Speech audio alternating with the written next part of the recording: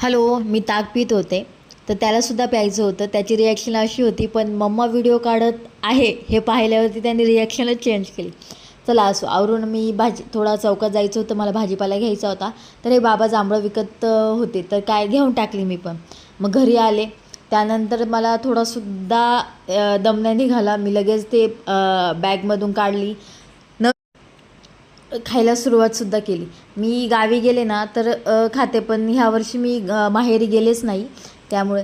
त्यानंतर मग थोडा भाजीपाला आणलेला, म्हटलं चला तो भाजीपाला साफ करून ठेवूया, नाही तर राहिला की तो राहूनच जातो. त्यात कामात काम मी ह्यांसाठी आज थोडीशी वेगळी खिचडी बनवणार होते. आज मी त्याच्यासाठी पालक आणलेली, त्याला पालक दाल खिचडी खूप आवडते. मग ती त्याला बनवून त्यानंतर राहिलेली भांडी वगैरे घासून घेतली. पण का माहीत का मला भांडी घासायला काही वाटत नाही, पण ती घासल्यानंतर सुकवून रॅकवरती लावायला मला भरपूर कंटाळा येतो. त्यानंतर मग सकाळसाठी टिफिनसाठी मी भाजी साफ केली. चला भेटू उद्याच्या व्लॉगमध्ये. बाय.